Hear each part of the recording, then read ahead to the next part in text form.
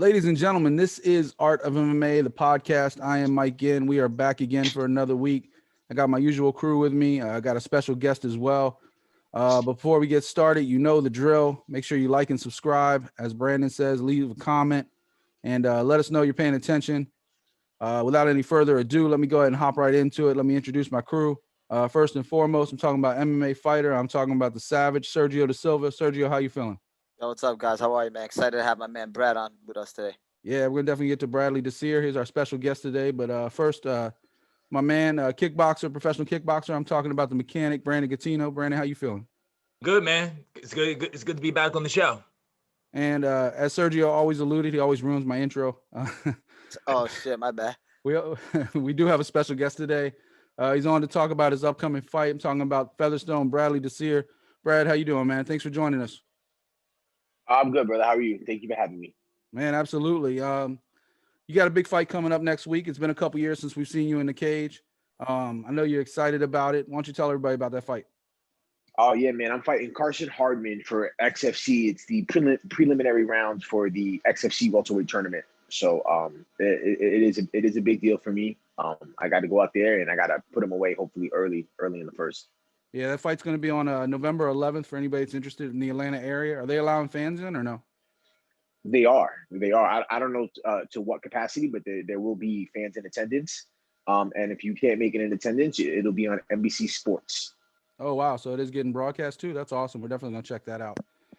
Thank you. Yeah, November 11th, everybody. It's going to be in Atlanta, Georgia. Not just you. Also, I noticed Jessica Aguilar is on the card too. So I didn't even know she was done with the UFC. So that's going to be pretty cool. Oh, I didn't know she was on the card. They got her in the co-main, I think. Oh, that's good. That's good for it's good for everybody. Yeah, Dave Ferreira is in the main event against Sukama Tath. I'm probably butchering that, so I apologize. Yeah. Yes. I can't say his name either. As Brandon would say, Andre. Andre. Always go with the first name. You can't say the last name. Yeah. So, how did this fight come along? Because you weren't fighting for a while. What got you into this one? What happened is I went for ACL surgery in June of 2018, and then I went to the VA, unfortunately, and they botched it, and my knee had gotten really infected. Like they botched it during the surgery, and they had to go into my left knee to get another patella tendon to anchor to my right knee. So when I woke up, I couldn't walk for a couple of weeks, and normally you walk right out of your ACL surgery. Then it got infected, and the infection traveled to my heart, and I became septic. And I caught endocarditis and started to die. Got really sick. And then, it was just a really long road to try to recover. The infection had ate away part of my kneecap. It ate the ACL graft, everything. It just destroyed my knee. So that's why I haven't fought. I'm healthy now. I'm feeling good. And I'm just in there to fight. I've been training. I got signed to First Round Management. And I know that I think they're the best agency in the world. And they presented me with this amazing opportunity. So I'm going to go out and I believe if I perform to the best of my abilities, give maximum effort, I'll come away with the win. So how are you feeling about this? You feel this is the beginning of the road back, or are you going to just take this fight and do it one fight at a time and see how you feeling? Oh, there's no one fight at a time. I think this goes one of two ways, to be honest. Like, anybody here play Call of Duty? Yeah. Yeah, right. So this is my gulag match. I win this tournament. My career is alive and well. I'm back in the game. If I lose, I believe that I might fight again, but my career is probably essentially over. So it's like. What do you know about Carson Hardman? What's up? No, it's all good, Doc. I know he's a Mormon. Oh yeah, he's from. That's it. Yeah, he's from Utah. So I know he's going to. I know he's a little unorthodox. He's gonna come out. He's gonna switch his stance back and forth. I think he's a big, strong kid. He's 26 years old, should be in good shape, and I think he's gonna be a very game opponent. Yeah, he's 8-2. He's only 25. From what I can tell, he's mostly all about either knockouts or triangle chokes. So or one rear naked. So avoid the choke, and your experience might carry you in this one. I don't think it might. I know it will. I just think I'm better than him everywhere. I mean, he's got a few knockouts. I knock people out all the time too. Yeah, I kind of wanted to ask you about that.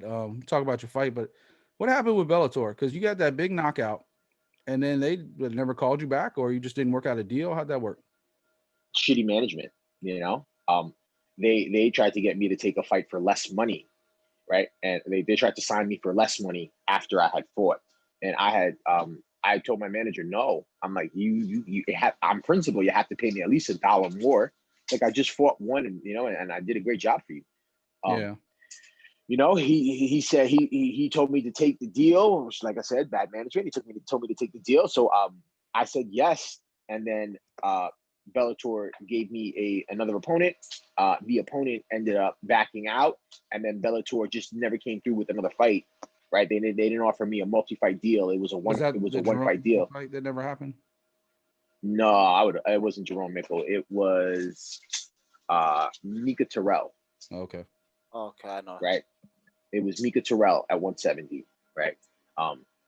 And he said, I think they tried to lowball him too, because he said no, and then fought pretty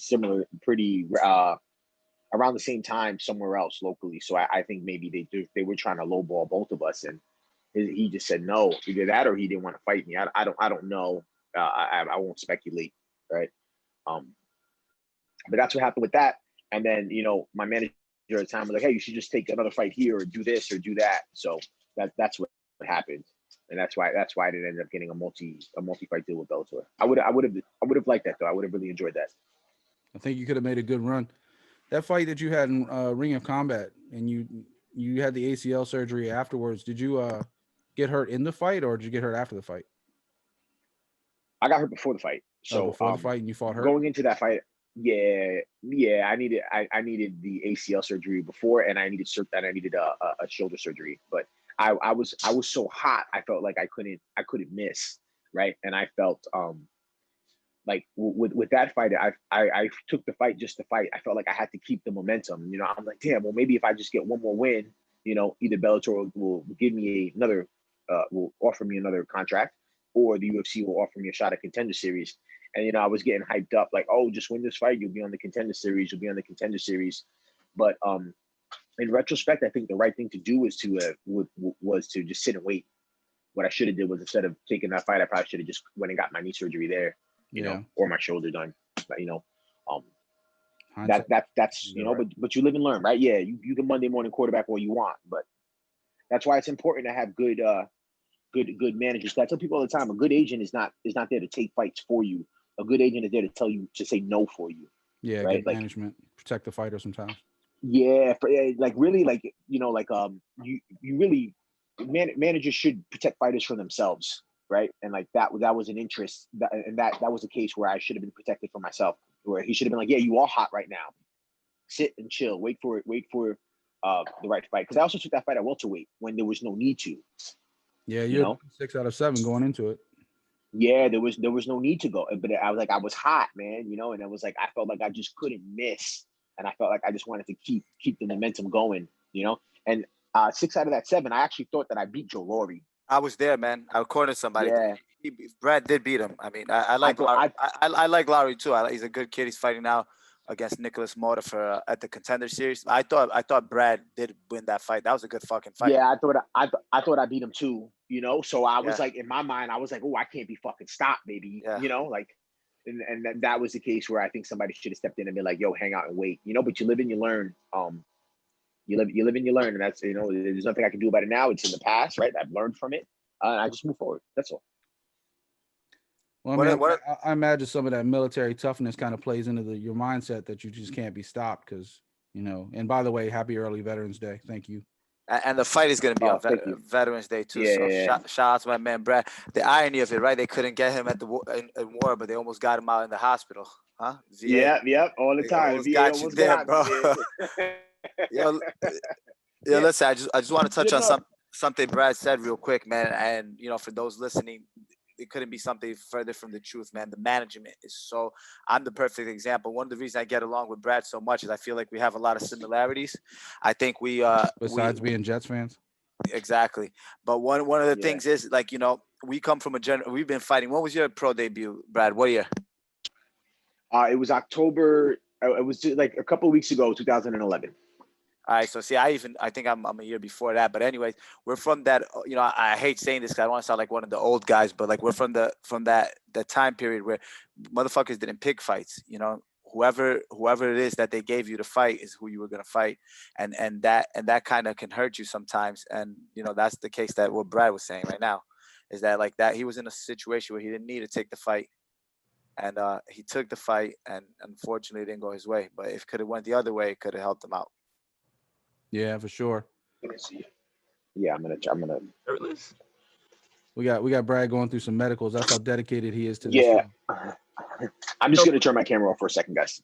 I just want to know for the tournament, is it just one fight one night, or is it multiple fights in one night? It's one fight a night, but I think it's not PFL style, but I think it's like the old Bellator style, where like I'll fight. Hopefully, I get through this fight injury free and quickly, and then I'll fight again here with a short turnaround, and then and then another short turnaround, and then the champion will be crowned. What is it? 8-man tournament? 9. I think it's 9. 3 fights and you're the champ. And then also too, I know this fight is at 170, but I know before in the past we've always talked about you maybe dropping down to 155. You think after this tournament, either way, if it goes your way, you're the champ. Do you think maybe you'll still like drop down to 155, or do you think 170 will just be your home? No. So there's a lot of 55ers in this tournament, right? So it's like, when I take fights at 70, they should be calculated risks, right? Like, I love taking a fight at 70 against somebody who fights at 55, and because of the short turnarounds between fights, that's why there's a lot of 55ers in here, and that's why my agency put me in the 70-pound tournament as opposed to the 55-pound tournament. Gotcha. All right. So then after this tournament, it's all over. Like, I'm saying, you win it. It goes your way and everything like that, and you're the champion. Do you think maybe then, right, you'll still stay at 170, or do you think you'll drop down to 155? No, so I would prefer to go to 50. I prefer to go to 55, right? Like, I'll take the right fights at 70, but like I would take the right fights at 70, but I would take pretty much any fight at 55, right? Like, I feel like I can beat anybody at 55. I feel like at 70, I don't want to fight the dude that's coming down from 200 pounds, like, or 205 or anything like that. Gotcha. It just depends, man. There's a lot of variables. Like, who's the opponent? How much are they paying you? What's the turnaround? What's his style? How am I feeling? Maybe I fight at 70 and I'm like, at the end of this tournament, I'm like, oh, fuck this. I'm never going back to 55. I'm a little older now. I'm a little fucking, maybe I feel physically, I feel stronger at 70. I don't know. So, right now, really, it's just about beating Carson, right? Because none of that shit matters if I don't beat Carson. True. So beat Carson and then see what happens. See what's up from there. One step at a time. Yeah, absolutely. Like, I don't want to stumble. Looking at on the first step, looking at the top. So. Well, Brad, we're gonna let you go because we know you got a lot of training to get to. Appreciate you coming on in the middle of camp to talk to us about this fight. And we definitely want you back on once you win this fight and talk some more shit with Sergio and Brandon, because I know you could chop it up all day. Oh, long. Absolutely. I can't wait, guys. And for those that don't know, Brad was one of the originals. Was supposed to be on the show in the beginning, but timing just was kind of off. So we're definitely gonna get Brad on more often. But thank you so much coming on. November 11th, fitting Veterans Day, former vet. We're not gonna talk about the VA hospital anymore, but former vet. Definitely something to check out. Like I said before, UFC vet Jessica Aguilar's on the card. It's a stat card. I think it's like 12 fights. Andre's a UFC vet as well. Sakmentov. Yeah, there's a couple. There's Bobby Nash is in my Bobby. Yeah, Nash the other kid. He's a UFC vet too. The other kid too that fought Borgos. What's his name? Harborough. I think he's there too. There's a couple. Holloway. Yeah. Yep, he's there. So definitely a card to check out, especially if you're in the Atlanta area. They're letting in fans. Not sure how many, but go to XFC's website, see if you guys can get in there, because it's definitely gonna be something worth watching. Brad, we wish you the best of luck, and we'll see you next time, man. Best wishes, Thanks, man. fellas. Thanks for having me. Yo, Brad, just one more question. What's up, big dog? When we gonna get back to Featherstone Facts on Twitter, man? You haven't been Yeah, paying attention. He drops them all the time. Yeah, I know which Nah, ones nah, he wants. he changed it I up know though. it's Now he calls it something else though. Nah, it's still Featherstone facts. He just wants the 25-year-old Featherstone, 25-year-old Featherstone That's all right. facts. When he starts getting on the show, Sergio, we'll have him drop the the old Featherstone ones, bro. facts. The old ones. He's got some gems. Yeah. All All right, right, my Brad, brothers. you I'll take it talk easy, to you. man. We appreciate you. Thank you, guys. All right, ladies and gentlemen. Now to get to the real show. You guys ready? I'm ready. A lot of action. Sergio mentioned a couple weeks ago, and I definitely took it to heart. Art of MMA has always been about focusing a lot on the up-and-coming fighters. There was some great cards this weekend. We talked to Ryan Gaffaro last Thursday, Korean Thunder. Check out that conversation. It was awesome as usual. And he hit on a couple things, including the fact that CFFC was happening that night and the next night. He was in the corner for one of the fights on Thursday. That fight card had a lot of knockouts. The next night was more decisions. There was also an LFA 94 card. And then Tora MMA 11, which was actually in my backyard over in Kissimmee, about an hour from me, had some former UFC fighters and some news, kind of weird, crazy news coming out of that one. So we'll touch on all those, and then we're going to get on to Bellator 250, talk about Sergio Boy. Lima didn't work out that well for him that night, but I am sure he will absolutely be back on top soon. And then, of course, Anderson Silva, Uriah Hall, Anderson Silva legacy, and all that good stuff we'll get to. So let's hop right into it, guys. CFFC, Cage Fury Fighting Championships. We've always had a great relationship. Sergio's got some much experience up in that promotion, so you know it more than anybody. Did you get a chance to catch some of those fights? And out of those fights, which ones really kind of stuck out to you? Yeah, man, I did. I always try to watch every CFFC card. I think they do a phenomenal job. They've always done. I've had over 10 fights with them, if I'm not mistaken, or I think 10. But, I know the staff there very well, had a good relationship. They always have a nice crop of guys coming up, so I always keep my eye there. Unfortunately, the fight that did stand out only because of that knockout was actually the kid that you just touched on that Ryan was cornering, man. God damn, that Johan, beware of the Johan. Wasn't it a Sandler movie or something like that? Damn, man, that knee. That flying knee was vicious. That wasn't quite Ben Askren like, but it was pretty good. Yeah, man. And what stood out to me from that knee was that the kid threw it from a standing position. Like he didn't like usually you see the flying knee is like lanky. He was very but they usually like have a couple of like a little distance and they kind of like jump like take a step and leap in. He did it from like the standstill. Like that shit came out of nowhere. Almost Muay Thai like. That was brutal, man. I mean, and it landed Johan flush. Linus, yeah. That was a highlight. I know I was watching a few of those other ones. You're talking about the one in the third round. What was it? Frank Wells. He came over the top with that punch when they were that right hand. Yeah. That kid's supposed to be really good too, man. They were both kind of wearing down. Then all of a sudden he just came out of nowhere over the top, and it was night. Yeah, I think he's a Muay Thai champion too. That kid, if I'm not mistaken. A lot of people speak highly on his striking, and yeah, that was a nasty knockout too. Yeah, that all took place in Philly, both that and the next night. The main event of that one was Miles versus Gonzalez. That wasn't even that close. I think I don't know. The scoring can't be right. Somebody said I got all my stuff from Combat Press, so I do apologize, but they've always been fantastic with their results. But 40-36. Mm-hmm. I don't know. Was it 4 rounds? Yeah, it's 4 rounds. Yeah, because now they do, I think, right? If there's like a tie or something, they do another round.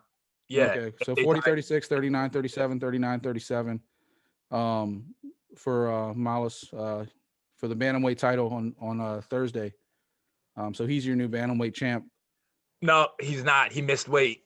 Oh, so that's right. Only Gonzalez could win the belt. I'm sorry. I didn't read all the way through. My bad. How much did he miss by? I think like 3 pounds. I think he came in being like 130, 139. Oh, damn. The irony of that is that Gonzalez used to be a featherweight for a long time. So he's the one that made the way, huh? Yeah. So are they going to, do either one of you know, are they going to run it back? What are they going to do? Yeah, no, I think what Levi, I think what Miles said was actually he was getting ready for a UFC fight, hoping that it would happen at 145. And then I guess, he took the fight on like short notice and he just didn't make the weight. I think he did say he is down to run it back. But then though, I think the next night though, they had some fights at 135. So, I mean, they might pick somebody from there maybe match him up again. Okay. I missed that fight. How was that? Which Pretty one? dominant. That Miles? one, yeah. Yeah. It was Miles all day, man. Yeah, I was watching a lot of the highlights. It was pretty Was it on dominant. the feet or? Yeah, both feet and ground.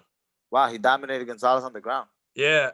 I mean, I want to say, I mean, for the most part, it was a standing fight because I think that's where Gonzalez wanted to take it to the ground, but Miles had good defense. But then even when they went to the ground, he didn't really do much. And where's Miles from? I'm not familiar with him. It's Texas. I have to look it up. Yeah, I believe Texas he came from. Texas motherfucker. That's never mind. But yeah, man. Thursday night's card though was real good. Like you said, man, you guys already talked about. He's out of Venus, flying Texas. knee kick. You know, and then of course you guys already talked about Frank Wells. The only other fight on Thursday that I would want to talk about is just it was the first fight, but the only reason I say the first fight is just because the guy Kenny Richmond, I actually fought him as an amateur in kickboxing. So it was kind of interesting to see him because he was on a tear too on an MMA. I think was he like 4-1 or what was he 4-0? Yeah, no, like I mean I don't know. I think he might have been on like a 4-fight winning streak or something like that. But I just remember him and I just saw the weight. I was like, oh man, 135. Because when we fought as amateurs, I think it was at 155. I think is what it was. So I mean to see him drop down so much.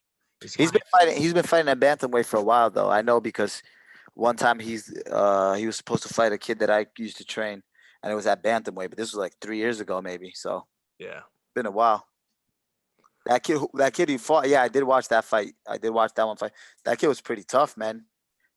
Yeah. Talk about Armfield. Yeah. Yeah, he's now 5-1, so he's got a little bit of a future ahead of him. You know, running 2 cards back-to-back nights, kind of risky as far as like attention wise, but they had some really good fights that first night. The first night was all knockouts except for the main event. It was all TKO or knockouts. And then the next night there was a couple submissions, a couple knockouts, but there was more decisions as well. The main event of the next night, Trulio beat Curatolo by TKO in the second round for the flyweight title. So they got a new flyweight champion as well. I've seen Trulio fight before. He's actually really good. He's got a lot of skills. Yeah, that kid is good. He was a trainer with a friend of mine. You guys probably know Wilson Hayes. Yeah. And he's always spoke highly about him. He was always posting him. So I knew he was going to come in and show. And I know CFFC was huge on Caratola, and everyone's like hyping him up. Like I think one time I saw an interview with Rob Haydak, president of CFFC, and they asked him who did he think was the next guy to go to the UFC out of the whole CFFC roster, and he said Santo Caratello. So I'm shocked him losing like that. Like wow, I was shocked. Yeah, man. I was kind of shocked to the way how he lost because I knew Santo a little bit. He actually used to train with us. Yeah, what happened with that? I know he used to come up. Yeah, that I don't know, man. I just remember one day he was training with us, and then like I think he had stopped training because I think he had got sick. The next thing I know, I think I look on social media and I'm like, oh, he's at Nick Catone's now. He's at Nick Catone, yeah. It was funny because one day I saw a picture of him at Nick Catone's with a tiger stuff, or maybe the opposite way where he had tiger stuff and he was at Nick Catone, one or the other, and I was like, something was confusing me. Yeah, but there's a lot of undefeated fighters on that card. Yeah. But I mean, though, I was rooting for Santos still, you know, man, he's still good, but hey, it just wasn't his night, man. The dude, Alberto, man, just came in, Tahilo, he just came in and just did his thing, man. He just put on his dominance. And he's small, that guy, man. I didn't realize how small he was because Caratolo's already small as it is too. And and he looked even smaller. So I was like, what the? I was actually, that fight was impressive. I was also impressed by the Dustin Johnson or Johnson fight. Yeah. That guy, he's undefeated. He's coming up now. Yeah, you know CFFC always has some like nice big dudes. Yeah. Like, yeah, man. All the big guys make it to the fight. What'd you say, Brandon? I said that was a good fight, man. That was a good fight because I mean, like I said, that was a good fight for heavyweight. It was kind of back and forth, but it was good. Yeah. Any other fights on that second night you guys want to talk to before we move on? The only one I want to bring up, man, just because, man, that head kick knockout, man. My man Artist. Artist, man, that was just vicious. Yeah, Paris Artist. Yeah, that was tough. Knocked out Ryan Risco. Yep. Yeah, so definitely some good stuff. We've always had a great relationship with Cage Fury Fighting Championship. Invitation's always open, Rob. Come on on. I always want you on the show. Areas too. You guys are always more than welcome. A couple other independent shows we're going to talk about real quick, and then we're going to hop over to the main cards of the big boys. LFA. I know neither one of you guys really caught that card. LFA 94 out of in Kansas in Park City. The main event was Lupita Godinez. She knocked out, or no, sorry, not knocked out. She won a majority decision over Vanessa Demopoulos. Couple other fighters on that card you might have heard of. Aaron McKenzie's been kind of up and coming. He won 30-27 pretty easily. Fernie Garcia is another guy I've heard of. He beat Ryan Hayes over by split decision. So, shout out to LFA Legacy Fighting. They had their 94th card, so keep an eye on them. And then the other card, which we can actually talk about just for a second, Tour MMA 11. They were out in Kissimmee, which is outside of Orlando, for those that don't know. And they were supposed to actually have a couple really big name fighters on their card. They had Darren Cruikshank, who won. I saw a little bit of the highlights. It wasn't really quite as close as the 29-28s kind of made it. He kind of cruised over Davison Ribeiro. But the big news actually was like the whole controversy with Bigfoot. We all kind of know Bigfoot's been trying to hang on a little bit the last couple of years, taking fights in some of these little bit lesser promotions, trying to keep going. And they were supposed to, the story goes, for those that don't know, kind of a he said, she said. Promotion said he never filed his medicals in time. He was in Brazil getting ready to fly in, and he was like, all right, send me the paper, send me this, because I guess there's an 11-day window of when it can, sorry, camera's this way, 11-day window when they can get the medicals in that they're valid before they expire. And he was like, well, let's do it on this time. And they were like, well, here it is, here's that. And then they evidently never sent it to him. And so he had to do it himself. And by that point, it was too late. And Bigfoot's fight was canceled against Brett Martin. So a lot of he said, she said on that one. They also had some weight cutting issues. Josh Smith got hospitalized. He couldn't make his fight against Caballero. And then the other one was another paperwork situation where Zarapov and Betancourt couldn't get sanctioned either because he couldn't get his paperwork. So Tour MMA's got some good promotion, but you kind of wonder if how their business aspect, they got to kind of tighten the ship a little bit. If it's like not just one, but 3 different fights. And none of those were related to any kind of pandemic or anything. So, yeah, that's why, man. Every time when I got a fight coming up and I know what's coming, I always take care of my medicals right away. And also, too, I always keep, I always make a copy of it. So this way, in case, right, when I send it to the athletic commission, they can't find it. I can just resend it to them. Like saying, like usually for the most part, man, like when you do medicals and stuff like that, like for the most part, to me, it is on the fighter, because usually the fighters, they wait till like the end to get their stuff done anyway. I would say it'd be on the fighters' management so the fighters can focus. True. You know, I mean, Sergio and Brandon were just talking about and Bradley were talking about management. Like, I mean, that's their job. You shouldn't be having to worry about that. Yeah, man. You show up, take a test, and then go back to fighting, go back to training. Like, that should be what your job is. Your job is to go out and win a fight. It shouldn't have to be to worry about all this business stuff. That's what you guys pay these people money for. Real quick before we move on, shout out to Jonathan Wilson. He won I'm not sure if he retained or he won, but the main event was for the light heavyweight title. He cruised against Richardson Mourier, 50-44, 48-47, 50-43. So those scores were all over the map. I'm not really sure how you go from 2 completely dominant to 148-47. But hey, it wouldn't be MMA without questions about judging, right? Yep. All right. So, ladies and gentlemen, let's move on. Bellator 250. Sergio, I'm gonna let you kick this one off and talk about that main event. You've been singing the praises of Lima for a long time. We all been on that train with you, but this just wasn't his night. Yeah, man, I think that he, it's easier said than done. It's easy for me to say it from my house, but I think he just didn't pull the trigger. I think we saw him in the 4th and 5th round was more of the type of fighter he is. But I think Mousasi also fought a very smart fight. Mousasi, who's known for his striking, didn't want to strike with Lima, and he made that evident in the first round when he shot in a minute in to take him down. I think that made Lima want to be more hesitant on his striking and not commit as much as he normally would. So I think that's what hurt him. But I think Mousasi fought the smarter fight. I think Lima just didn't engage enough because he was so worried about being taken down. And I think that's what hurt him. But I think, Mousasi's always had a very underrated ground game. Yeah. But I think Very lanky, very wiry, wrap you up. He fought him how he was supposed to fight him. But, I think Lima's only shot was to keep the fight on the feet. I don't think he was going to do anything with Mousasi on the ground. I don't think he was going to try either. But I was very surprised that Mousasi tried to engage in the ground versus striking. I thought Mousasi was going to be one of those stubborn fighters who just say, you know what, I think I'm a better striker. I'm going to stand. I think that's where Lima would have had more success. I mean, he landed a couple of vicious leg kicks, and I think if the fight stood on the feet, he'd finish him with that.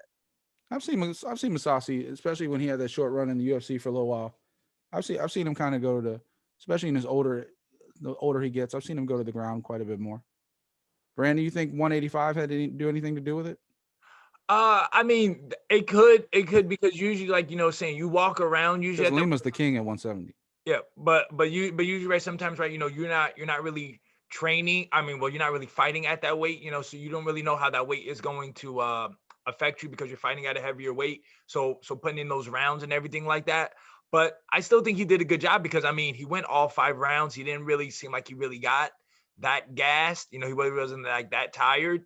But my thing with Douglas Lima is, man, like Sergio's been talking about him. I'm talking about him, man. I'm a big fan of Douglas Lima. But to me, sometimes I feel like with him, when he gets into like these big fights, like maybe it could be one of those things where it's just like he doesn't, I guess I want to say, like, he doesn't like believe that he can hang until the fight is kind of almost over. Then he's like, okay, you know what? I can do this. I can hang with these guys. And then he turns it on, because if you think about his fight with his first fight with Rory.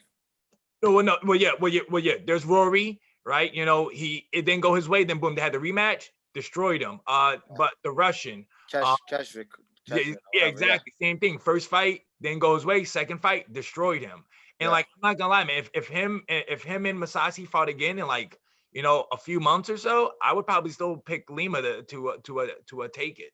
Yeah, I like Lima more too. Yep. But Lima's always had trouble with wrestlers. I mean, you go back as far, Ben Askren, like that seems to be kind of his weakness. If you're gonna stand and strike with him, Lima's gonna knock you out or at least dominate you. But if you take him to the ground, he has decent defense. But I think Mousasi showed it. Ben Askren showed it back in the day. McDonald showed it the first fight. So I guess we'll see what's next. I'm sure they're going to run it back eventually. I think Lima said he'll be ready to go by March. So we'll see how that one goes. The co-main event was Corrales versus Gertz. I actually missed that fight. But scoring real weird. 30-27, 27-30, 30-27. Brandon, what happened in that fight? Henry Corrales straight worked Brandon Gertz. I don't know what that one judge was looking at, because Henry Corrales should have won all three judges should have had a 30-27 for him. Dominant striking. I mean, the man was moving, mixing up his combinations. Like, Gertz couldn't do anything, man. Gertz was just straight winging punches. He was hoping that he would land something on Corrales. But I'm telling you, it was Corrales all day, all night. Sergio, what you think? Yeah, no, I agree with Brandon. I think Corrales dominated that fight. I could have seen maybe one judge giving it 29-28, maybe. But I had a 30-27 for Corrales. I have no clue how somebody gave it 30-27 for Gertz. He was winging his punches. He would lower his head and then throw big haymakers. But in his defense, it was his first fight at 45. So it was a tough fight to take as your debut fight in a new weight class. MMA judging. We'll pick a couple other fighters that we want to talk about on that before we move on. I'm a big wrestling fan. You can see my shirt. I went to the Hogan Beach Shop this weekend, Immortal. Shout out to Hogan Beach Shop in Clearwater, dope spot.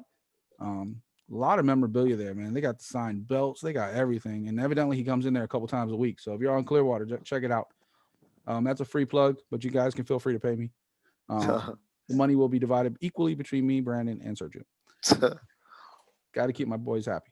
But speaking of wrestling, Jake Hager, he had a very tough split decision. That was like a bloody war. Him and Brandon Cotton.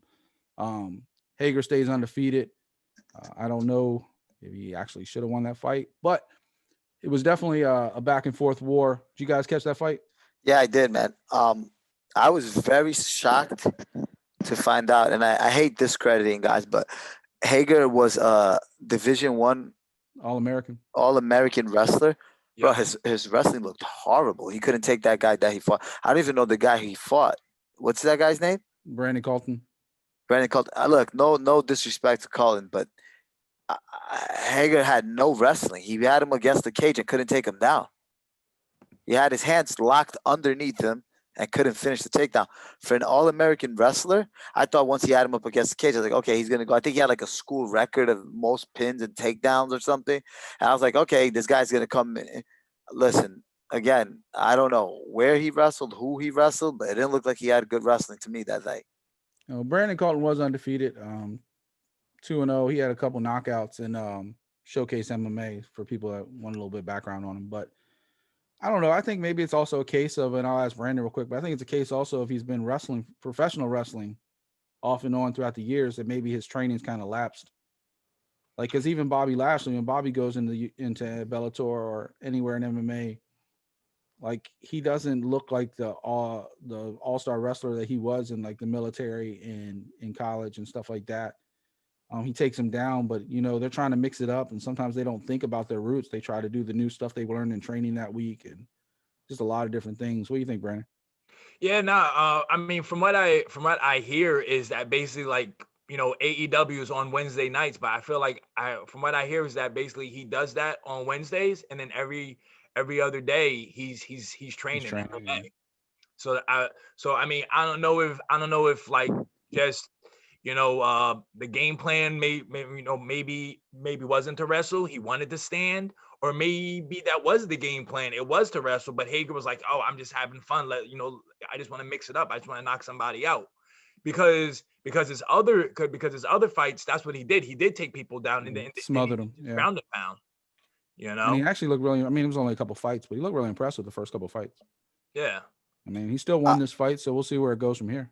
I'll tell you what, he won't beat another decent heavyweight who's got a little bit of wrestling takedown. Yeah. I mean, we'll see.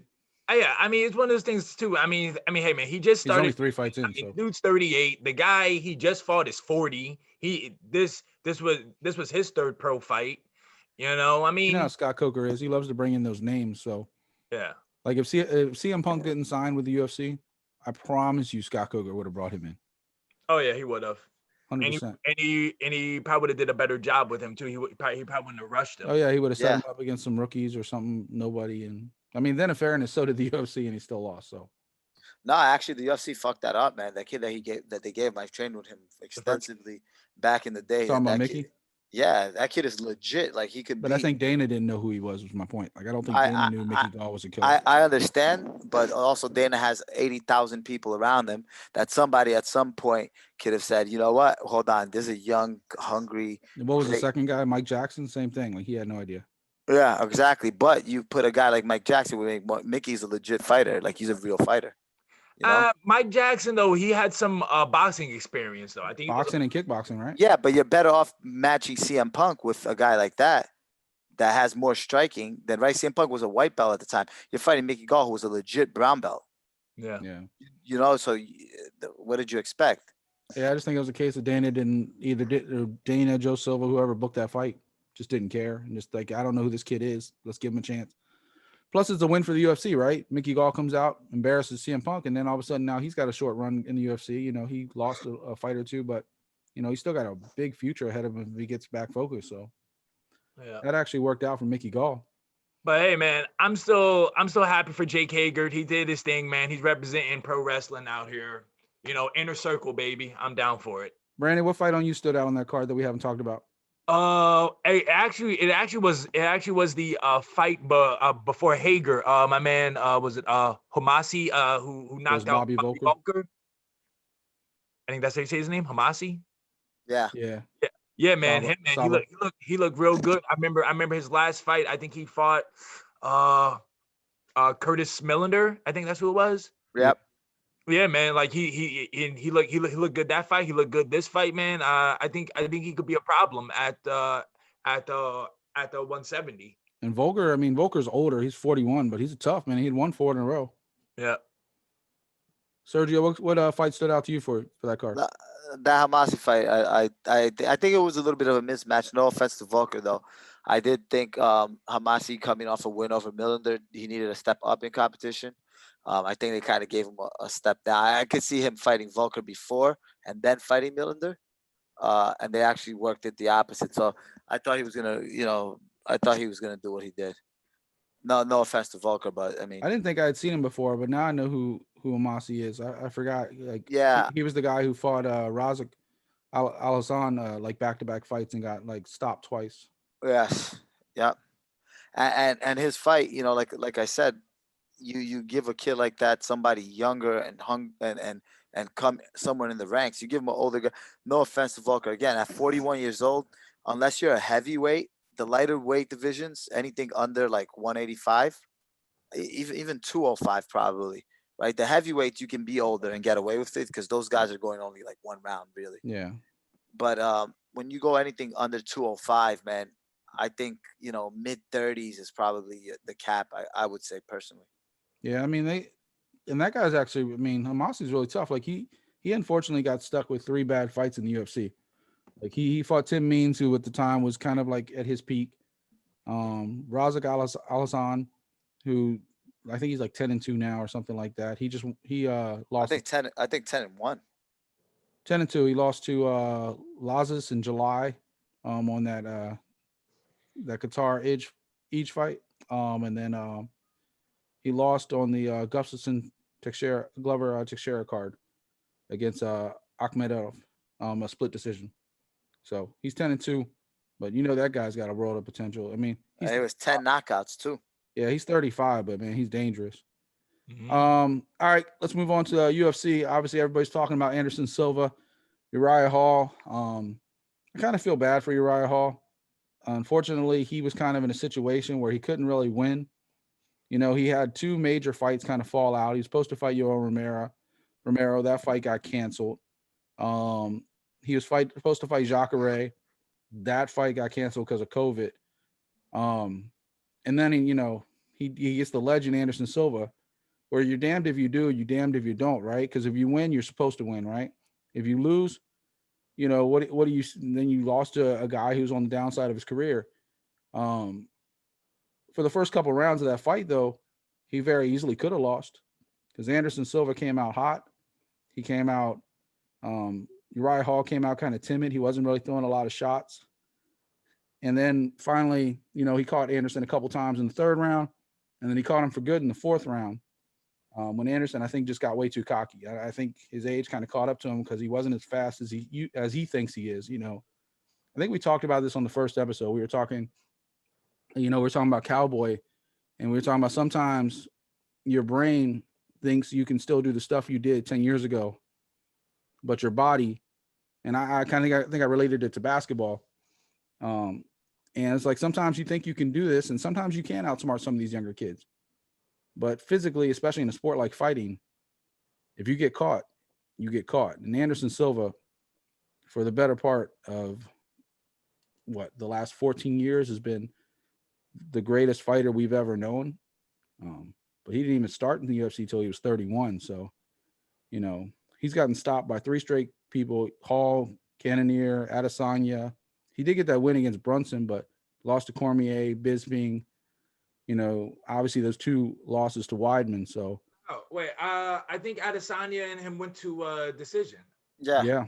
Mm-hmm. Yeah, that's one of the knocks against Adesanya, that it took him to a decision, but I think that was more Adesanya just being out of respect, didn't want to finish him, but I don't know. But let's talk about this fight. Sergio, how'd you break down this fight? Well, I picked Uriah Hall to win by knockout, like he did TKO or knockout. I have to admit, man, I was very impressed with Anderson Silva, and I think Anderson Silva still Those got first fight. couple rounds, he was quick. listen, I think Anderson Silva can still fight. I coming into this fight, I was like, nah, don't do it, don't do it, don't do it.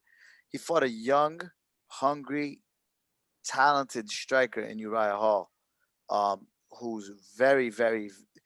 I don't know if there's many. Not that young. Uriah is 36. Wow, is he? Mm-hmm. Okay. He got kind of a late start too. Wow, I didn't. And he looks super young, man. He's like my man Brandon. It look young, bro. Anyway, anyhow, Babyface assassin over there. With the in that division, at least with the exception of Adesanya, I think Uriah Hall might be the best striker in that division. Right, pure striker. You can argue. I mean, maybe I'm leaving somebody out, but other than Adesanya, I would put Uriah Hall up there. And Anderson hung with him the whole time. Eventually, I think it came down to maybe a little cardio. I think I would put Whitaker above Hall too. I don't know. I don't know.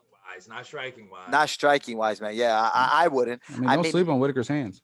Yeah, not kicks wise, definitely. But yeah, everything. striking? I'm talking about striking everything. Yeah. Punches and kick, everything. I think the more complete striker is Uriah Hall over Whitaker. I think Uriah Hall versus Adesanya, believe it or not, man, would be a great striking, technical striking. Uriah Hall has a very fast jab, a lot of power in both his hands, good head movement, sees everything, very calculated, knows how to cut off the cage. And I'm not saying this because Brandon's on, but I think the guys, and I know a lot of people, I don't know if a lot of people know because he's been gone there for a while, but I think Tiger Showman does a very phenomenal job with the guys in their striking. I think they had a big, if not majority of the role in his upbringing. And I think that they did a really good job. And like I said, with the exception of Adesanya, I think that was the most dangerous fight for Anderson Silva on the feet. And Anderson Silva proved that he can stand. So if you can stand with Uriah Hall in that division, you can stand with anybody else. Do I want to see Anderson Silva fight a wrestler who's going to want to take him down and beat him up? No. But you want to put him in a striking match like that fight? I'd like to see Anderson fight again. I think Anderson does have a couple more fights in him. I think we will. I think I don't think it'll be for the UFC. Dana made it very clear that was Anderson's last fight. They had some kind of deal, some kind of handshake deal before the fight. Brandon, what you think of the fight? Man, I was about to say I got a lot to say on what you just said, but going on the fight. So like, people always ask me like, oh, like, what do you think? Everything like that. Like I straight up said, I was like, yo, I like Anderson Silva. I like Uriah because like Sergio said, he actually used to train with us at Tiger Showman's and everything like that. So like when I was Uriah Hall is a highlight waiting to happen. Like, yeah, knowing that for years. But the thing, Ultimate Fighter till now. But the thing though, what I told everybody was like, I'm picking Uriah Hall, and the reason why I'm picking him is because of the team he's with now. He found his new home at was it Sanford? That's how you say it? No, yeah, I think so. Oh, and no, it's not Sanford. No, he's not. He's not in Florida. Yeah, no, he's in Texas. I can't remember the name of it. But yeah. I really can't. No, I don't know. They got him listed with Fortis, but that was his old. That's what it is. That's what it is. Fortis. Fortis. Yeah. Fortis. But even in the build up to the fight, he actually talked about it because he even said, he was like, hey, I left my old team many years ago, and he was just hopping around, like going to gyms, and he just knew something didn't feel right, and then he found Fortis, and that's when he's been on the up. So to me, it's like one of those things. It's just like he needed to find a new home, like that was just like Tiger Showman's, where it was a disciplined atmosphere, and he just followed along and just did what he was supposed to do. He got his connection with his coach.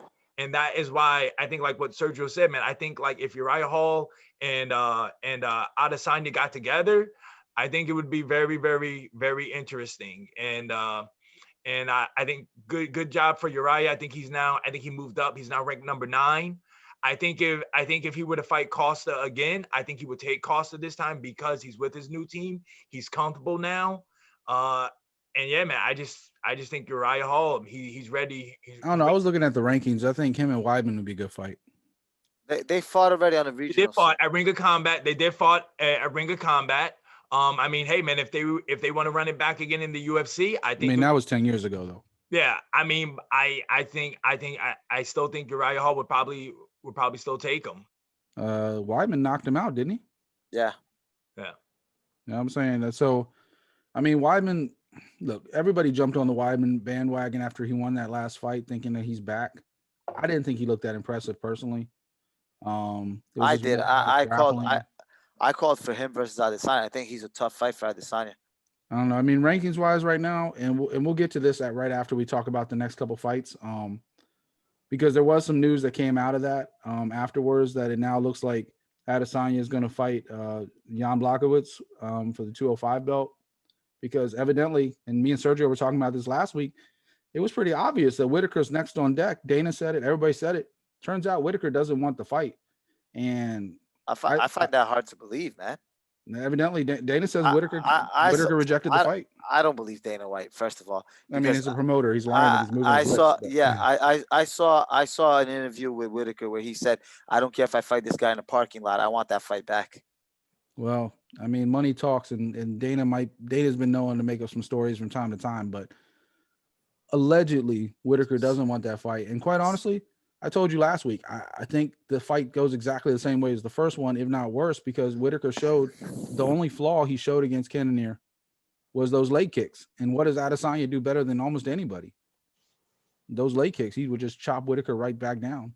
Let's keep in mind, Dana White also said that Cyborg didn't want a rematch with Nunes. I don't know another fighter who loses to someone for the belt and then has an opportunity to fight them and says, "Nah, I don't want that fight." I mean, especially she's talking about that in a whole nother promotion. She's still talking about. Exactly, especially at that age. You know, if you're a young guy, right, you're just coming up, you have a loss, maybe you want to string a couple of wins together more. But at their age, at Cyborg's age, at Whitaker's age, I think your clock is ticking, man. How old is Whitaker now? 31? I don't know, but he's not going to get any better, his physical. Yeah, and I think he's 31. 31, 32 maybe. It's all downhill from here physically, you know. It's not going to get better for you. If you're a 21, 22, 23-year-old kid, yeah, okay. I'm still not in my physical prime. Well, go ahead. I'm sorry. Go ahead. Once you hit 30s, man, mid-30s, you want to fight for that title as soon as possible. My bad. He's 29. 29. Yeah, I knew he wasn't that far up. But before we get too sidetracked, I think we pretty much talked about as much as we can talk about as far as that before we get into Anderson Silva's legacy. Let's look at a couple other cards on the fight real quick. Bryce Mitchell is Dana White's new poster child. He had a really tough matchup. Everybody knows Andre Philly is going to come to fight. So he kind of made Bryce work a little bit harder. I think Bryce either broke his hand or did something right in the beginning of the fight. But he still won unanimous decision. Bryce Mitchell, you know he's going to take you down. He's going to get you to the ground. But like I said, I guess he got hurt in the first round, and he still pretty much controlled the fight on the ground. Standing Philly definitely went toe-to-toe with him. But Brandon, what do you think of that fight? I picked Bryce Mitchell to pick it. I picked Bryce Mitchell to win it. That's what I meant to say. I mean, it was a good fight. It was a good fight. Definitely, I knew Andre Fili was a tough guy. I guess I want to say I felt like the fight was a little bit tougher than what I thought it would be for Mitchell on the ground per se, like standing up. I knew Fili was better, but on the ground, I kind of really thought that Bryce Mitchell would have been a little more dominant, you know, than how it was. But I mean, kudos to Andre Fili for sticking in there, but also kudos to Bryce Mitchell for doing his thing. Yeah, I mean, Sergio Fili's been around for a long time and been in wars time and time again. Like, this was a great test for Bryce. I got a lot to say about this fight, man, but I'm gonna make it quick because I don't want to keep you guys on for this. No disrespect to Bryce Mitchell at all. I think he's a great fighter, a great grappler. I think Andre Fili just approached this fight completely wrong. I think he brought in that kid Gary Tonin, who's an excellent grappler from the area, and I think that a big mistake fighters make, and that's one thing I want to make sure I don't teach my students, is that when a guy is really good at one department, like Bryce Mitchell is on the ground, there's one thing you need to neutralize, and it's not his BJJ, it's his wrestling. Right? Because you could be the best grappler in the world. If you can't get the fight to the ground, it means absolutely nothing. Same thing with striking. You could be the best striker in the world. If you get taken down, your striking means absolutely nothing from the bottom. I think Andre Fili's biggest mistake on that fight was that he was so focused on his jiu-jitsu. And you're not going to learn how to out-grapple a guy at that level in 8 weeks. It's just not. It's like me. If I'm going to fight a striker, or if I'm going to fight a world-class striker, a world-class kickboxing champ, the only thing that's on my mind is getting the fight to the ground. Yeah, I might tune up a little things in the striking, but I'm just going to do enough to close my distance and get my takedown. I'm not going to worry about, you know what, let me train with the best strikers in the world so that I can hang with this guy on the feet. And I think that's what Andre Fili did. I think and in the later rounds, he looked better because in the first round, he kind of accepted the ground with him. He wasn't so focused on standing up. And he was kind of like, all right, let me try to like do my jujitsu with him here. Let me see how that goes. And it didn't work out for him. I would like to have seen him just literally focus on the wrestling and not getting taken down. Yeah, I mean, it's one of those things where this was definitely a step up in competition for Bryce. Like you could see this entire card was about step up in competition. You know, Greg Hardy fighting Maurice Green, Kevin Holland. I mean, Ontiveros was a last second replacement, but still, this card was more about elevating talent, I think, as far as Dana and the booking goes. This was by far the toughest fight Bryce has ever fought on his resume. So it'll definitely be worth watching his next fight. We decided this week, instead of going down every single fight and making the show 3 hours long, we were going to kind of each pick a fight. Sergio, you want to start this round? Pick a fight you want to talk about? Somebody that stood out to you?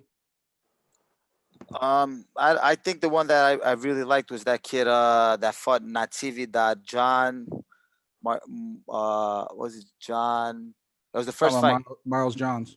Miles Johns. That knockout in the third round. Yeah, man, that uppercut was vicious, man. It reminded me of the boxing fight too, for those who watched the Santa Cruz versus Gervonta Davis. Natividad was tough though. He kept coming back. Like Miles was clearly the better fighter, but he kept coming back. I actually thought Natividad was gonna upset in that fight.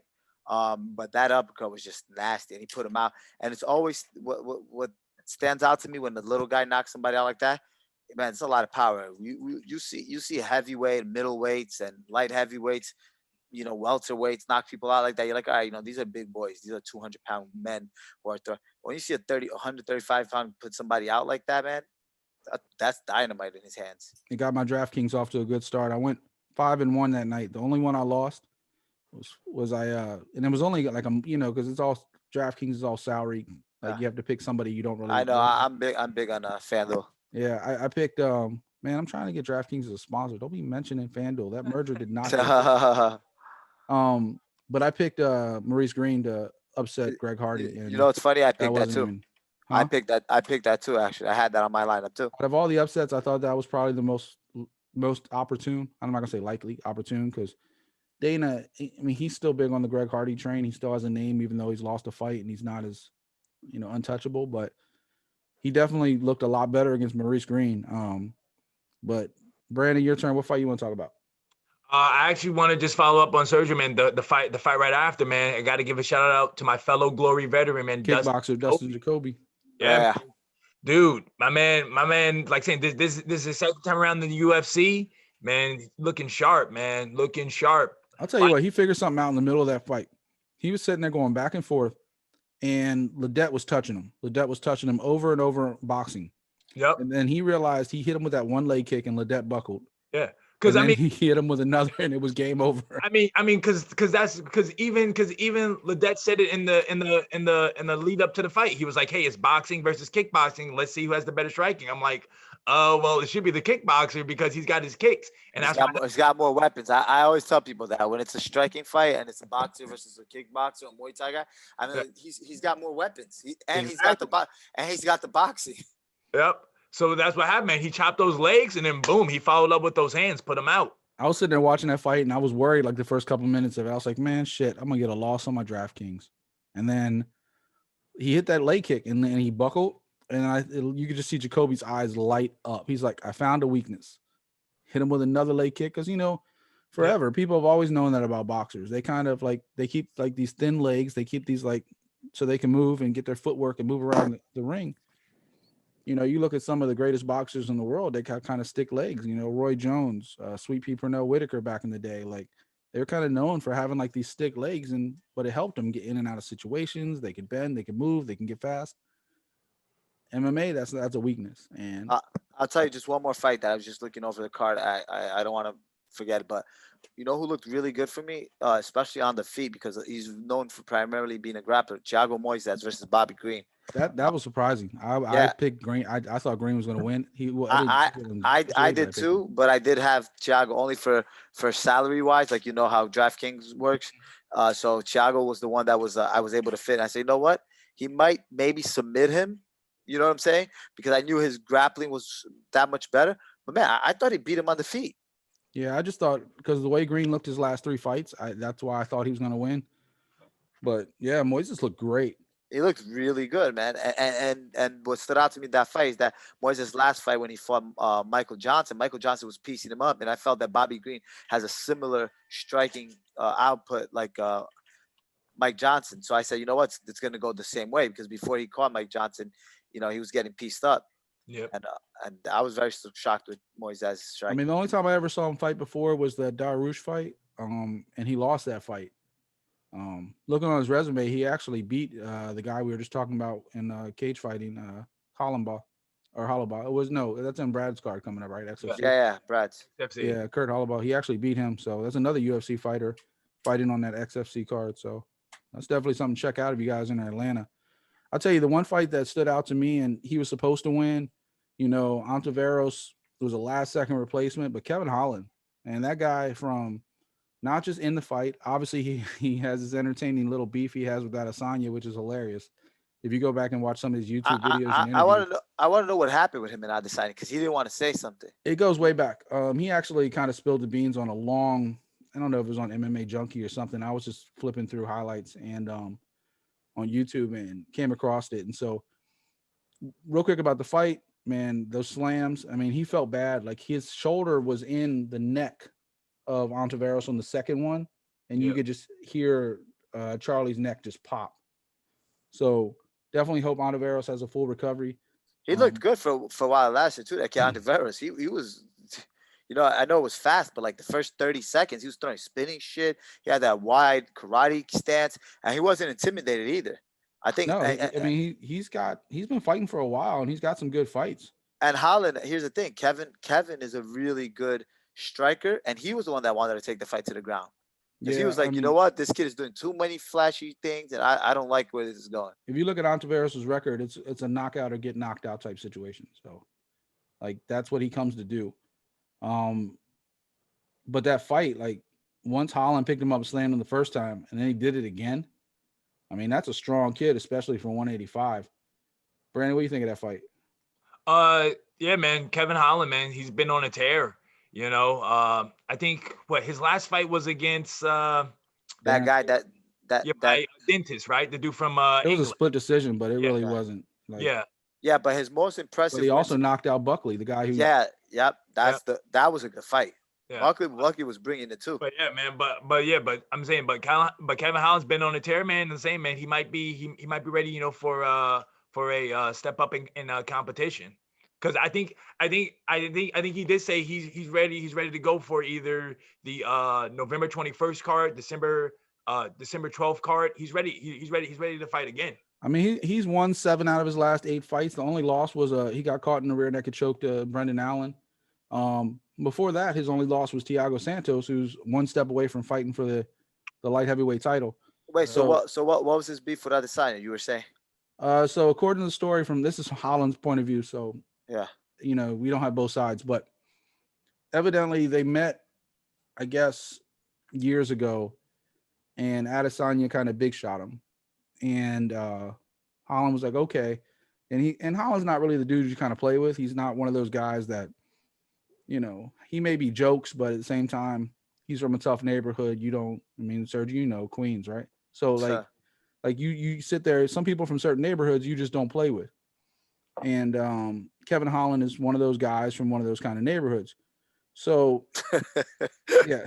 So Adesanya kind of big shot him. He's and I tell guys that, man, all the time. Yeah. There's professional fighting, and then there's real world. Yeah. That's why I'm laughing, man, because like I try to tell guys like that, especially guys coming up. I tell my own guys, I'm like, look, I'm the most humble, most respectful guy everywhere I go, man. I try to be but there's some people you can't give that Conor McGregor treatment, like thinking that you're gonna talk shit about them like on a camera, on TV, or an interview with fights, and you think they won't, like Masvidal, right? Like you're gonna, bro, like I'll throw a brick on your forehead from backstage, no problem. I won't think about it twice. All right, so real quick, finish the story. Fast forward to before, like the week of this fight. I guess Adesanya And for those that are wondering, Kevin Holland's from like Riverside, California. But you fast forward and Adesanya comes up, nobody around, and it's like, hey, Mr. Holland, how are you? Nice, polite, just a different person. And so Holland's like, all right, cool. You know, he's willing to give people a second chance, whatever. He's not holding grudges or anything. But then the media gets around, the coaches get around, and all of a sudden, Adesanya starts talking out the side of his mouth, you know, thinking Holland's not listening, talking shit about him. Holland turns around and is like, I don't care who these people are in front of us. I will get your ass. And I'm paraphrasing, but basically that's the short of that. So fast forward to fight night, Adesanya is actually one of the people in the crowd. Yep. Limited crowd they had. And Adesanya was, I guess, dancing. Like Kevin Holland like came out to the, I don't know if he came out first or second. It's kind of hard to tell by that story, and I didn't see the entrance for the fight. But basically, I think Adesanya was dancing to his opponent's music. Like he was getting up, dancing, and Kevin Holland was like, all right, that's cool. It was a hot track. I get it. But I know my shit bangs. And when I came out, he didn't move at all. Adesanya just stood there still and didn't dance at all. And he's like, I know my shit's hot. I know my shit bangs. And so, you know, at this point, I think Kevin Holland's kind of looking for reasons to be mad at Adesanya. It looked like he was rooting for the other guys, basically. Throughout the fight, fast forward, Adesanya would like make reactions when the other guy would throw something like the head kick and all this stuff. And he was like, ooh, ah, you know. And then so as soon as he, you know, slammed him, knocked him out and finished him, he goes over to the cage and he's talking shit to Adesanya, and Adesanya's like, you're nobody, you're not here on this level, blah, blah, blah. And so that's like the long, short version. A little longer than I planned it, but that's the story out of Kevin Holland's side. I'd love to get Kevin Holland on the show. I think that dude is entertainment personified. I think I don't know. I like him, man. I like him. At least from what we were I've talking seen. last week about what was it, Charlie, at the 7-fight win streak, and you know whether he gets deserving or not. Kevin Holland's won like I think like 10 out of 12 fights or something like that. He's been on a pretty big tear too, and the fighters he lost to aren't bums. I don't know how quickly he gets a shot, but I'd like to see him fight a top 5 guy. Yeah, I think you give him one top 15. I think you give him steps. You give him one top 15, see if how he does. Then top 10, then top. I think he still needs at least 3 fights. I mean, he hasn't fought anybody and won at the top 15. Yeah, I think the problem with the UFC rankings in the middleweight division is that it's filled with guys who have already been there, or guys that have never quite gotten over that hump. Like, I mean, Brad Tavares is I love Brad Tavares. I met him in Fairfax years ago. Nicest guy in the world. Always rooted for him as a fighter, from the Ultimate Fighter all the way up. He's still in the top 15 rankings. And I don't even remember the last time he won a fight or even fought. Weidman's kind of creeping back up a little bit. Gastelum's had chances. Brunson's had his chances. Darren Till, you know, he's in a new division now, but he lost to Whitaker. I honestly don't think, I know Darren Till has trouble making 170, but I don't think he's a 185 fighter. I said that I got interviewed by a British guy doing an interview in the UK, and he asked me, and I told him the same thing. I just don't see it. Like, Darren Till is not a 185 guy. And all these guys, like Adesanya had to reach out to fight Romero. He had to reach out to fight, you know, Costa was obviously the number 1 guy because he was undefeated too. But he was calling out, like, Adesanya is the only champ I've seen actually calling out his opponents. Like, he's wanting to fight different guys because the division really isn't that strong. Not compared to 170, not compared to 205. And now you got Izzy going up to 205 to fight Blachowicz for a super fight, which I can only. I don't agree with that, man. I don't think he's dominated that division enough to warrant him moving up. Like, yeah. I can see a guy like John Jones moving up to heavyweight because he's dominated. All right, when was the last time Jones had fresh person to fight other than now? After he retired, right? Had he not retired, he's dominated, right? John Jones dominated his division. GSP dominated his division. Jose Aldo dominated his division. Amanda Nunes dominated her. You know, like people like that, I can see them moving up because they've dominated for so long. Adesanya just got on the scene. How many title defenses does he have? 3? I think 2? so. Two. That's Hey, it. come Two. on, man. You got He won two the fight and then two, but so you have who does he face? you have two title defenses, and you're gonna move up because you're saying there's nobody for you at But 85. who does he face in the division? Like, I mean, the top 5 is Whitaker. all right. The first guy that makes tons of sense for him to fight, Vittori. He beat him by split decision, by thinnest of the margins. Okay. Right. So you have to come back. If Vittori's on a tear, if I'm not mistaken, what did he win? 3 or 4 in a row, maybe? Not sure. I have to look it up. All right. So I think Vittori looks really good, has dominated everyone in that division, has been calling for that rematch. But that's another guy all the way down to number 13. But that's a guy, if you ask me who. Uriah Hall's looked really good. Uriah Hall's also got a lot of bad losses too. Yeah, but when? He's ranked number 9, though. He's ranked number 9. Yeah, and when are those losses? Yeah, I'll look it up. I had it up a second ago and then I closed it. Right, you have Chris Weidman, I think, former champ. I just rebounded, won a couple fights. Uriah Hall he lost to Costa, obviously. He lost to Mousasi. He lost to Brunson. He lost to Whitaker. All those were in the last 5 years. He lost in the tall. What's his last 5 fights? What's his record? He's 4-1 in his last 5. Okay, 4-1. Silva, Carlos, Lewis, and Jocko. All right, so all right, but he got knocked out by Costa. Wait. Last 5 fights, and how long ago was that? The 5th fight. 3 years ago. So 3 years ago. So from 3 years, he's gone 4-1. That's a perfect guy to give Adesanya. And he's ranked number 9 now. That's a perfect guy. There you go. But if you look at 2 years before that, he lost every fight. But that's 2 years ago. 5 years ago. Now we're talking about 5 years. 5 years in fighting is such a long time, man. I don't know. Dana didn't seem impressed by him. So if Dana's not impressed by you, you're not getting an opportunity, whether it's right or wrong. How are you not impressed by a guy who's going to stand there and strike? It's going to be a kickboxing fight on the feet. I mean, he's going to have to fight Jacare. He's going to have to fight Romero. He's going to fight one of those guys before he gets a chance. Because Dana isn't impressed because basically he's trying to say that Uriah did not throw enough in the first 3 rounds. Because they were both kind of just walking around each other. Bro, you're fighting Anderson Silva, bro. Exactly, bro. It's Dana White, man. It's Dana White. Yeah, get in there and fight Anderson Silva. Are you kidding me? Bro, you make one wrong mistake and you're on a highlight reel. But I mean, look at that division. Okay, so do you give Izzy Jack Hermanson? He's number 4. Why not, man? Takedown, submission. Cannonier is number 3, but he just lost to Whitaker. I'm saying this if Whitaker really didn't want the fight, which none of us really believe, but if he didn't. All right, Hermanson has a fight coming up, though, doesn't he? Yeah, he does. I think Darren Till. Maybe. I think it's next week. You're right. I think it is Darren Till. All right, but here's the thing, right? You know how UFC likes knockouts more than they like submission. So you're gonna get Hermanson. It's gonna be I swear to God, you give me these questions right after I close these screens. It's gonna be striker versus grappler match, right? So does Dana White want that? Probably not. So he's not gonna give Hermanson that shot. The best fight to make stylistically, if you want to see a banger, I'm telling you, Uriah Hall versus Adesanya is going to be a banger. Yeah. I just think Uriah Hall loses that fight, and I don't even think it takes very long. Oh, man. I don't know, man. I think you're underestimating Hall's striking, bro. I'm not underestimating his striking. I'm overestimating how slow he comes out. Like, if he comes out the gate like he did he fights Till and Hermanson is the main event December 5th.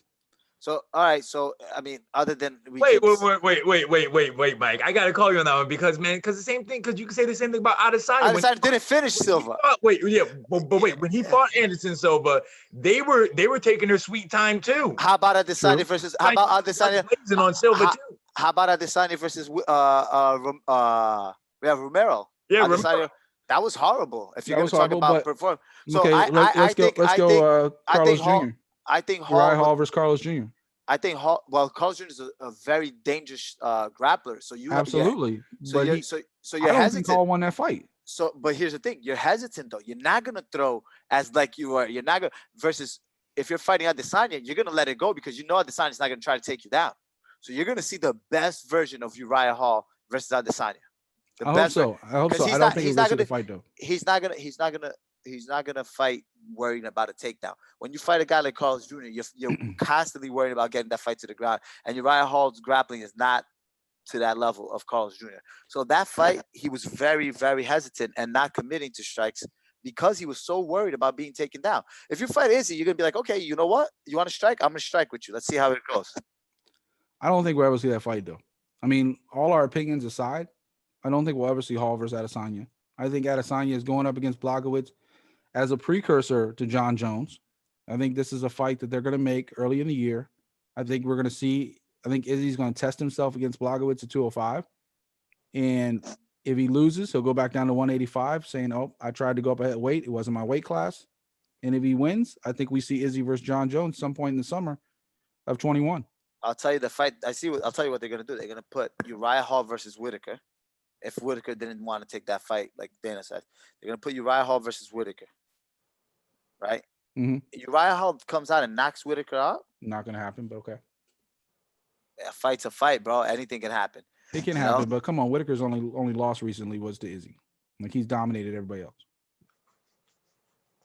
Because man, Uriah Hall, new team, new mindset, man, different person.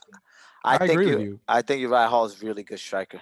I think Uriah Hall kryptonite is if he fights a wrestler, and I think that if you match him up with a wrestler, it's gonna expose Uriah Hall. I think if you put him against a striker like Whitaker, a striker like Adesanya, I think that's the best version of Uriah Hall we're gonna see. I mean, with all respect, we know since Ultimate Fighter, Uriah Hall is a striker. We know he's a human highlight film. He was knockout of the century in the Ultimate Fighter. Like, we all know that spinning round. Like, we know. Yep, spinning hook kick. You know his legs. You know his hands. Even against Anderson early on, when he wasn't throwing that much, he was landing every time he threw a jab. His jab is sharp as fuck. And fast. It's lightning. But the truth is, you put him against Adesanya, who's a better striker than he is, especially with the leg kicks that we were talking about earlier. I don't see him winning that fight. Whitaker is a wrestler. Whitaker will take him down. You just talked about that. Like, his weakness would be against a wrestler. Whitaker will take him down. But if he beats him, that's why I said if he beats him. That's tough. Right. I mean, he struggled with Carlos Jr. I don't see him beating Whitaker. And Carlos Jr. obviously has. But Carlos Jr. ain't no slouch though, man. He's not. He's a former Ultimate Fighter winner too. I mean, I don't know why Carlos Jr. isn't a bigger name in this sport, to be honest with you. I've always been a fan of his. But, it is what it is. I don't want to keep you guys forever. Let's take a couple minutes. Let's talk about Anderson Silva. And then we'll make picks for next week, and then I'll let you guys get out of here. We're a little bit behind schedule because we had our special guest earlier. So obviously want to take some time to make our picks real quick for next week. But real quick, Anderson Silva, Brandon, striking right up your alley. Anderson Silva, one of the best to ever do it. Yeah, I'll ask you two questions real quick. One, do you think he's done? And two, if he does keep fighting, what does that do for his legacy? Kind of like Michael Jordan going to the Wizards. I mean, if he goes fight somewhere other than the UFC. One, don't think he's done, because after the fight, Bisping straight up asked him. He refused to commit. And he said, no, I'm going to talk to my team, going to talk to my coaches. And then also too, before what you were talking about Dana White, apparently Dana White had said, I guess in the press conference, that he does have one more fight left on his contract. He has two more fights on the contract, but Dana had a handshake saying no more fights because he came out afterwards saying he's done.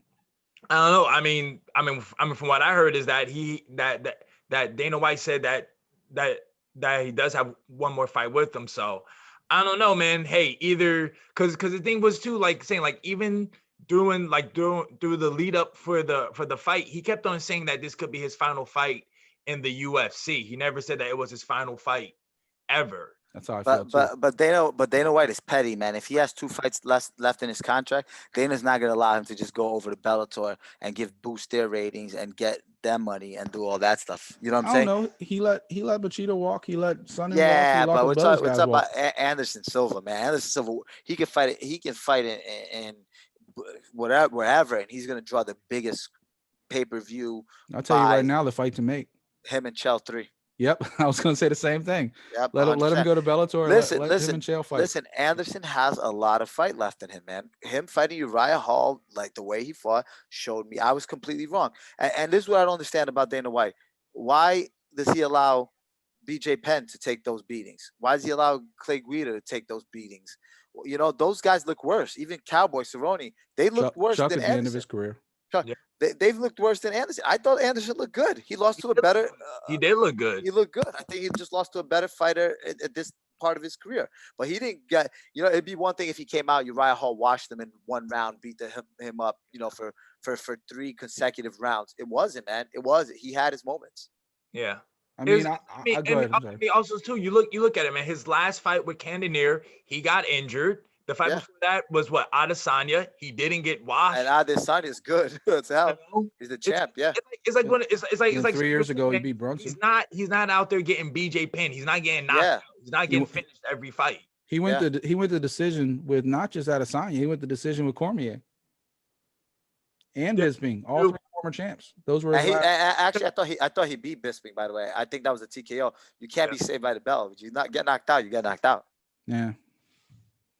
I mean, we always talk about it. We look at it at the record 5 years later. You know, it is whatever. No one remembers. Yeah. Yeah. I mean, that was 4 years ago. I think he's not done just because he didn't put his gloves on the mat. He sat there and prayed. He said his goodbyes to the UFC. You could see him in the cage while they were doing the interviews outside. He was still in the cage. He was still processing, but he got up with his gloves on. And every fighter, especially legends, if they're done, they're done. They put those gloves on the mat. Anderson didn't do that. And then when Bisping pushed him on in the interview, he was like, well, he was like, maybe. Yep. So we'll see. I mean, it might not be. Maybe it's a fight. You know, they got the legends going with Tyson and Jones. Maybe the next legends fight is Anderson versus Roy. We've been waiting for that fight for 10, 15 years. Yeah. You guys got anything else to add about the legendary Anderson Silva? Nah, man. But real quick, Sergio. Top 3 GOAT. Yeah, real quick, sure. Sergio. What's your favorite Anderson Silva fight of all time? Just off the top of your head. Hard to go against Nick. What was that fight against Chael Sonnen when he submitted him in the last round? Everyone thought he was beat. He got taken down for 4 rounds, comes out and pulls a triangle. Of all things, you know what I'm saying? It would have been one thing if he came out and knocked him out in the 5th round, and then you're like, all right, whatever. But to finish with a submission off his back, that was pretty impressive. I think that's the highlight for me. I think I know what Brandon's going to say, but go ahead, Brandon. Tell me your favorite Anderson Silva fight of all time. Forrest Griffin. Oh, I didn't expect that, but go ahead. Oh, man, step back jab. I'd never seen anything like it. Bro, it was because he's 185. He went up to 205, and he was just straight dancing on Forrest Griffin. Yeah. Movement, slipping left and right, stood right there, telling him to bring it. He was like, no, come. Popping him with the jab, and bro, just knocked him out. Beautiful. I will never forget Forrest Griffin's face, his reaction. Man beat him so bad he ran out the octagon. Yeah, he didn't stick around. My favorite, the Vitor fight. That front kick on Belfort. Yeah, that was nice. You never see that in UFC. You never see somebody with a front kick. You know what's crazy? He started that trend because then you started seeing guys do it. Cold. Yeah. And nobody had ever seen that before that. Yeah, you know what? I go back and forth about. I love John Jones. I think he's the greatest. But when I start remembering that stuff, man, I think Anderson Silva is the greatest to me, man. It's between Jones and Silva to me. I think Anderson Silva's problem is since that Weidman fight, but people forget before Weidman, Anderson Silva rang off 15 straight wins or something like that. Bro, and not only that, he was 16, this close. 16 title defense. Let's think about this for a second. He was this close. Right, an inch away from retiring before the Weidman straight fight. Wins. Bro, he was going to retire before that Weidman fight. You know, he was right there. We were talking about that, yeah. Can you imagine had he retired? Then there'd be no argument, right? Because no one would have ever seen him lose in the UFC. It would have been undefeated, the greatest fighter of all time, no argument. All right, let me pull up next week's card real quick. We're gonna make our picks, and then I'll let you guys go ahead and get out of here. Santos versus Glover Teixeira. We've been waiting on this fight now. Was it 2-3 times? It's been moved back. I think both of them took turns getting COVID and it got moved back. So we're gonna pick our pick the main card or pick the main event, and then both of us pick a fight, or all 3 of us pick a fight from that card. I'll go ahead and start. I think Santos rolls over Teixeira. Teixeira's looked great his last couple fights, but Santos has just been possessed his last 5 or 6 fights. I gotta agree with you, man. As much as I like Teixeira, and I've counted him out his last probably 2 or 3 fights, Santos, who's coming off an injury, that's the only thing that worries me a little bit. It was an ACL and an MCL, a bunch of things. That worries me. Anytime I see an injury like that significant, I just think about will it hold off as a first fight back versus a title eliminator fight, right? Other than that, injury bar, I think he steamrolls Teixeira. Who you got, Brandon? Same thing, Santos. If all is well, he feels good with the knee, he steamrolls him. Yeah, I mean, they both been. We got to see how their conditioning is because everybody reacts to COVID differently. Some people get their lungs back, some don't. But you're talking about Santos has beat Blockowitz, he beat Manawa, he beat Anders, he beat Kevin Santos Holland. he's the next champion in that division, man. Yeah, I mean, we were talking about it before the Reyes fight. We thought that it should have been Santos fighting for that belt. 100%. So we all got that pick. The co-main event is going to be. Who did they move? Did they move the Arlovsky fight? Arlovsky. Yeah, I think that was going to be actually my sleeper pick. So now I got to pick a new sleeper pick. But I think my sleeper pick right there. I think Bozer's going to roll Arlovsky. I think this kid, this last few fights, he had the turnaround where he fought real quick. He's knocked out everybody he's fought in 2020. Tanner Bozer, by far, he's gotten in better shape. I think Arlovsky's just another name on his record. Brandon? Yeah, same, man. Dude, with a name like Tanner, you know you're ready to fight. That's all I got to say. He's Canadian, man. Take a break. So, Sergio, who you got in that fight? Yeah, I think he's looked really good also. And I think Arlovsky's finally going to hit the rope. Last time I said that, he went on a crazy tear. But I think Arlovsky's done. Yeah, I picked against Tanner when he fought Linz back in the summer. Me too. And he proved me wrong. And then he had that quick turnaround. What was it, like not even a month later against he was on that Whitaker card with Till. Rafael, I think another Brazilian guy, right? So yeah, and he knocked him out in the second round. So yeah, I think especially the way Arlovsky's had a suspect chin the last few fights. He did actually, what was it? There was one fight he went back and forth. Was that the Travis Linz fight? It was the Linz fight that he beat Linz also recently. Yeah, Linz, and they were going back and forth, like beating the crap out of each other. Yeah. But I just think Bozer finishes him. I don't think he lets him off the hook the way Linz let him off the hook. So yeah, I think it's one of those fights where the UFC wants to build a young guy on a veteran name. Yeah, real quick before we move on to that Manoff Bellator Manoff Anderson picks. You guys got any sleepers on that card? I just got two. Always got to show love to my girl Claudia Gadella, who's going to start off the main card. And then, of course, on the prelims, got to show love to a fellow Glory veteran, man, Gegard. He's back at it again. So those are your picks. You think Gadella's going to beat Jan? Yeah. That's going to be a good fight. I haven't seen much of Jan. I saw like her last fight, and Jan looked really good. So we'll see.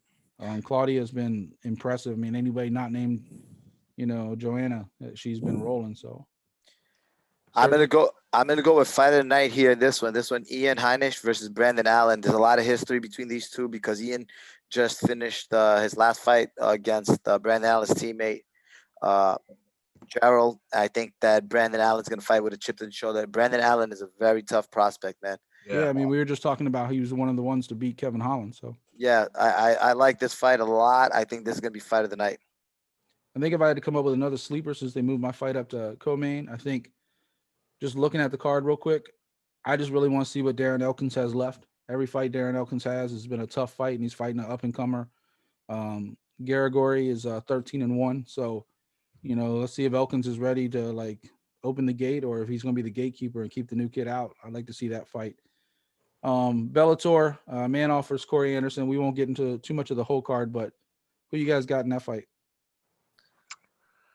Bro, it's like I want to just pick Corey Anderson. Like, I want to say he's going to be smart. He's going to just go for the takedown, smother him, ground and pound, maybe get a submission. But if he stands with Melvin Manoff, it's going to be lights out. I mean, Melvin Manoff is one of the scariest kickboxers with power. Like, that dude's a middleweight, but in kickboxing, he was fighting heavyweights and dropping him. So I just hope Corey Anderson is going to be smart, takes him down, and he wins the fight that way.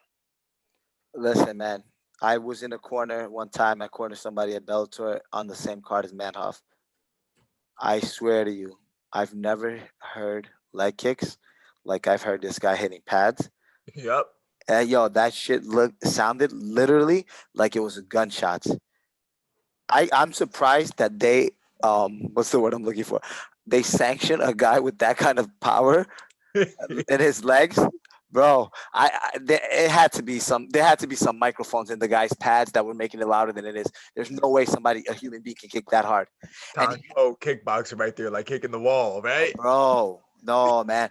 I don't know, man. I don't know if it was the echo in the room. I don't know what it was. I've been in a lot of locker rooms with a lot of powerful heavyweights, light heavyweights. What I've heard, man, Huff kick, bro, that was the scariest scene. And to think that he was gonna fight another human being that night, and he ended up was it his fight with, I don't remember who he fought, man, but he ended up winning by knockout, but with the hands. And I just remember watching that fight and just saying, How long ago was this? if he had kicks, maybe 4 years ago when he first came to Bellator. Kato, No, Isaki Kato. did he knock him out on the? He knocked him out, and before that, back in 2014, he knocked out Doug Marshall. Where was that? Yes, it was Elliot. Yep. Where was that fight? Where? I know. Yeah. It was Bellator 125. I think it was that show right there. It was that fight. It was in California. It was that fight. Doug Marshall. Yep. That was the fight, bro. I mean, he's 44, but he's still dangerous. He's still dangerous. And Corey, I mean, Listen, for all due respect, Corey's only loss recently was to Blagowicz. Look, he got knocked out. There's no secrets here. It's what Brandon said. He's gonna go in there, take him down, beat him up, and I think Corey was gonna win the fight like that. If he's for some silly reason thinks he can even stand in front of him, he's gonna get brutally knocked out on his Bellator debut, like brutally. So real quick, what's your pick? I'm picking Corey. I think when you have a great wrestler and you have a great striker, for the most part, the wrestler in MMA does better. Brandon, what's your pick on the fight? Corey as well. I got Anderson picking him. Man, he's living in Jersey. I gotta support a fellow Jerseyan for a second. I gotta break up the trend. I'm going Manoff. I think Manoff rides off in the sunset. I mean, much like Anderson, you never really know if he's going to stop fighting or not. But I think Corey Anderson has a suspect chin, and I think, like you said, if he gets caught by Manoff, whether it's a punch or a kick, there's so many ways. Like, I don't think he's going to take down Manoff. I think he's going to stand with him, and I think if he stands with him, I think he's getting knocked out. He's got to be really stupid if he wants to stand with him. I mean, he stood with, like I said, Corey Anderson. He stood with Blagowicz. That's just my opinion. I know he stood with Johnny Walker too, and he knocked him out. That's why I'm telling you. That's why, man. He stood with Johnny Walker. If he does that, I don't think. And boom, he's like, yeah, man. I can stand. I can knock people out. And then boom, what happened? He got knocked out. I think there's levels, man. There's levels of striking. I think Manhoff is on a different level. He's not an MMA striker. I just look at Corey's losses. Corey's losses. He got knocked out by St. Preux. He got knocked out by Manawa, and obviously he had a split decision with Shogun back in 2016. But so Manhoff got more power than the three of those combined, probably. Exactly. So, and maybe it's just a sentimental pick, but I'm going Manoff. So if he strikes, he's gonna get knocked out. But I don't think he will. Real quick, you guys got any sleeper picks on that card? What was it? Fights to check out. I know I'm checking out that Fortune fight. Terrell Fortune, he knocked out our boy Zoo. Yeah. He got knocked out. He got stopped his last fight, I think, but I want to see how he bounces back. He lost to Tim Johnson, but he beat everybody else. I mean, I got two. The only one is on that main card. Derek Anderson. Remember he was supposed to fight Paul Daly. Yeah. So I mean, probably check him out. He's got somebody new.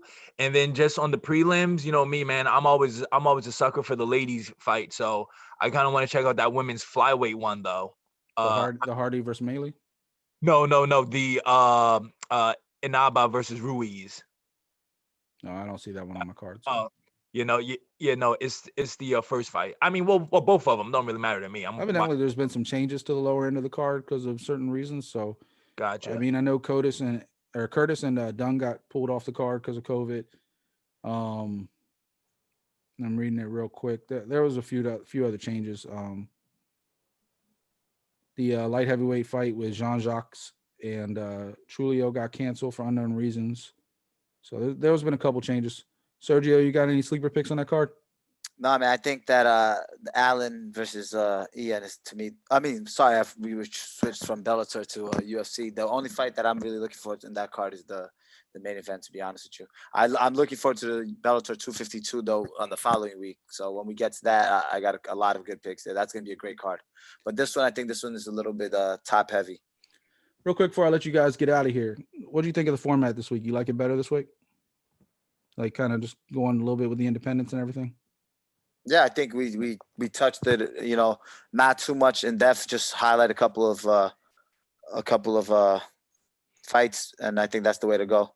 And even the UFC too, the UFC and the Bellator. I think we like you said, we talk about the main co, and then like if any of us there's a fight that stands out. If we break down every fight, we could be here for days. Yeah, I mean, all of us got something to say. So I love Brandon's idea. We talked offline about kind of cutting it down a little bit. If you folks at home want to see a little bit more in depth, let us know. I mean, we're happy to sit here and talk all day, but these guys got some gyms to run, and I try to have a life sometimes when I'm not on air. I don't know. Or go to the Hogan shop. Yeah, I'm going. Hey, don't sleep. Clearwater Nah, Beach. Hogan's Free shout out. That shop, it's small. It's tiny. Like I didn't expect it to be so tiny, but it's tiny. It's a little shop right on the strip in Clearwater, right across from Clearwater Beach. It's a cool little place. Like if you're a wrestling fan, they got Macho Man stuff. They got Ultimate Warrior stuff. Andre the Giant. I don't know how he gets away with licensing and all that. I mean, all three of them are passed away. So I don't know. But regardless, Hulk, I got you. Especially since you apologized for saying the N-word. We're still mad at you for that, but you are a legend. So, ladies and gentlemen, I'm gonna let these guys get out of here. Had a good fun show. Make sure you check out Bradley Desir, Featherstone. He's fighting on Veterans Day next week, November 11th in Atlanta, Georgia. There's some former UFC fighters on there, so definitely if you're in the area, go check it out. I think he said it's gonna be on NBC Sports. So if you're not doing anything that night, check it out. Ladies and gentlemen, that's a wrap. This is Art of MMA. Appreciate you guys tuning in. Make sure you like and subscribe, and we'll see y'all next week.